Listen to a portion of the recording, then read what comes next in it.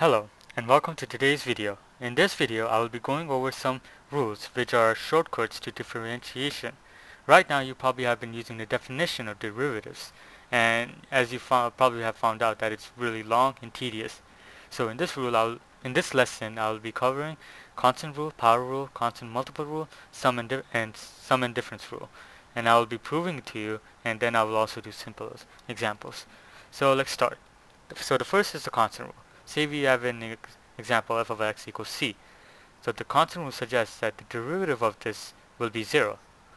And here's the proof. So f prime of x is limit as h approaches 0. This is the definition. And therefore, if we sub in the value x plus h and minus x, on this graph say this is x and this is x plus h, is c. Therefore, it's c minus c over h as h approaches 0. Therefore, it's 0. And it kind of makes sense because um, it's constant. One of the interpretation is that derivative tells us the change in the rate of change, and a constant function has no rate of change. Therefore, it's 0. Therefore, the derivative of all these things, all the following functions, are 0. So regardless of what they are, even this, because a is a constant in this case. The second rule is the power rule, which suggests that if say we have a function f of x, x to the n, um, the derivative of this will be that the power, you multiply the power first, then you decrease the power by 1. That is the derivative. And here's the proof. So if say we have a function again, x to the power of n, and we use a definition, we sub it in, and it will be x plus h to the n minus x to the n. And if we use binomial distribution, again, recalling the Pascal's triangle 1, 1, 1, 2, 1. So for n, it will be 1, n, a, b, and so on. And as you find out that a and b are kind of useless, you don't really need to know them. Therefore, if you use a Pascal expansion, and it will be x to the n plus n, xn minus 1, h, and let's do one more. A would be a xn minus 2, and h to the 2. H will increase by 1, and so on.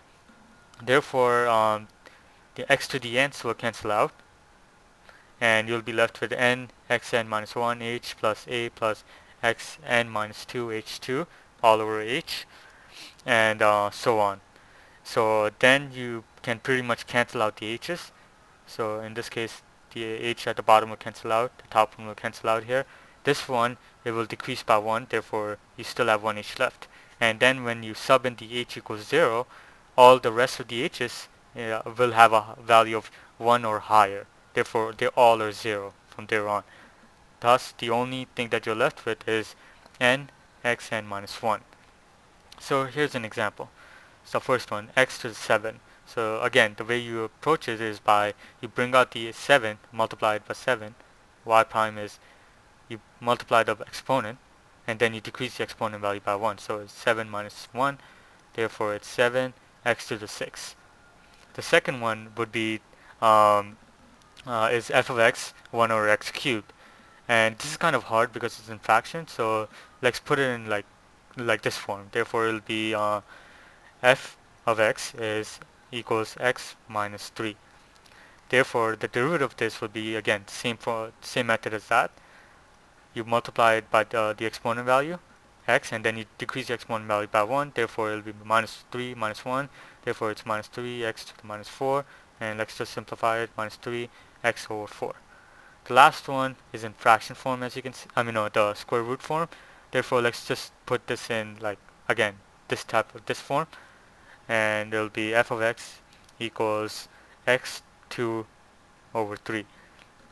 And now you can easily take the derivative, same method as that, and it'll be f prime of x is equals 2 to the 3. You multiply the function by 2 to the 3 x, and you decrease the value of the power by 1. So it'll be 2 to the 3 minus 1. Therefore, it's 2 to the 3 x minus 1 over 3. I'm not going to simplify it, so yeah, but you can simplify it even further. Next is the constant multiple rule, which is again really simple, and pretty much say if you have a function f of x equals k g of x, the constant multiple rule suggests that the derivative of this would be k, that's a bad k, kg prime of x. And here's the proof. And so again, the definition, and so once you plug in the values, the g in, so it'll be kg x plus h minus k g of x over h. And the k's you can take out, and according to the limits, you can take out outside the limit. And as you can see, once you've taken it outside the limit, the k, um, it's g of x minus g of x is pretty much a definition, but now it's just g. Therefore, the conclusion is kg prime of x. And let's just do 3 examples. So in this case, let's say x cubed is a g of x, and 7 is a constant multiple. Therefore, the y prime will be 7 g prime of x. And let's just do this at the side. X cubed, g of x, as we said, is x cubed, and the derivative of this is 3x squared. Therefore, it's 7 times 3x squared. Therefore, it's 21x squared. This is another example. Let's say that x4 over 3 is f of x. So f of x equals x4 over 3. The derivative of this would be, again, use a power rule. The 4 over 3 comes out at the front, and you decrease the exponent value by 1, so it's 1 over 3 now. Therefore, it's the g prime of x is 12 f prime of x, and sub in the f prime of x, that's 12 times 4 over 3 x 1 over 3. Let's just simplify it, and that will be 16 x 1 over 3. The last one is again really simple. You can just take out 1 over 100 over 100 to the power of 100 times x, take the derivative of this, and that will be just the derivative of x is just 1, therefore it's 100 over 100. The last rule that I'll be covering is sum and difference rule. Pretty much the same thing, it's just that switch the sign around. Therefore, the sum rule suggests is that, say if you have a function r of x equals f of x plus g of x, the derivative of this would be the derivative of individual functions, so it would be f prime of x plus g prime of x. And for difference, this will be a minus. So here's the proof. Again, let's use the same example. The definition, sub the values in the definition, so it will be f x plus h plus g x plus h minus f of x plus g of x in a bracket. And now take everything outside the bracket, so it will be f of x plus g of x plus h minus f of x minus g of x all over h. And try to pair the f of x plus h and f minus x, and you'll get f of x plus h minus f of x plus g of x plus h minus g of x. And as you can see that just split these two up according to the division rules, I think. You can split them up into two, so it'll be f x of x plus h minus f of x all over h plus g of x plus h minus g of x all over h. And as you can see, this is the same thing as the definition. The difference is now you have different functions at the front. Therefore, its conclusion is again f prime of x plus g prime of x.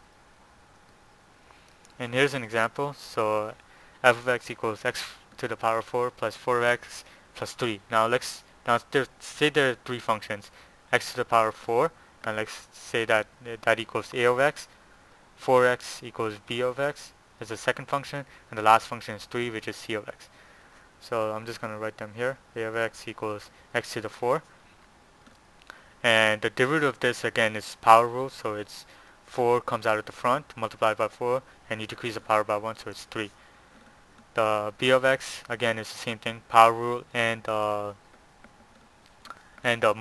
constant multiple rule, so it'll be is 4x, and the derivative will be 4 because the derivative of x is 1. And the last is c of x, which is 3, and we know the constant rule, which is the derivative of constant is 0. Therefore, just sub it in. F prime of x equals a prime of x plus b prime of x plus c prime of x. Now you can just sub in the values, and you will get the answer. That is 4x cubed plus 4, and then it's plus 0. So yeah, don't count that. So 4x cubed plus 4. That's the final answer. And you can simplify it by factoring out the 4's, but yeah. So it'll be x cubed plus 1. So these are the 4 rules: the constant rule, the power rule, the constant multiple rule, and the sum and slash difference rule. Therefore, here are some examples. Try it for yourself. Pause the video because I'll be showing the answer in the next 5 seconds.